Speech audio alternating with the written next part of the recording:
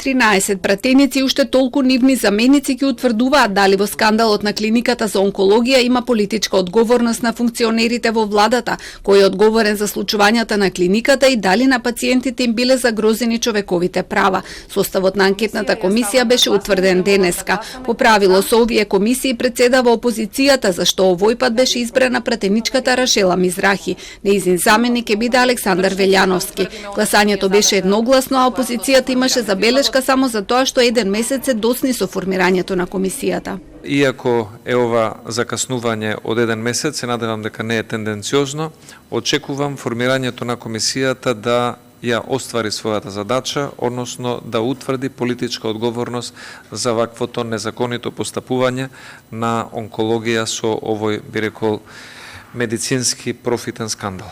Од владеачкото мнозинство уште еднаш потенцираа дека без никакви калкулации веднаш прифатија да се формира ова работно тело за скандалот.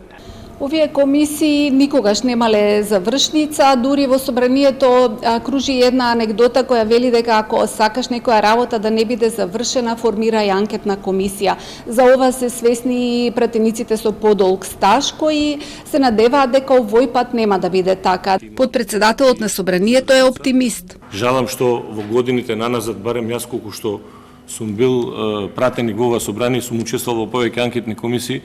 До сега ниту една анкетна комисија немала завршница, но мислам дека, еве сега, барем тука ќе покажеме единство сите заедно и навистина оној наратив и во насловот како што сме го прифатиле дека се работи за скандал на клиниката за онкологија, од делот на политичката одговорност ќе го тврдиме сите тука заеднички. Се очекува комисијата да биде изгласана веќе на пленарната седница во вторник, со што ќе може да почне со работа. Паралелно тече истрагата од јавното обвинителство преку распити на пациенти и на медицински лица. Во теке и финансиска истрага, како и детално вештачење на економско-финансиското работење на клиниката.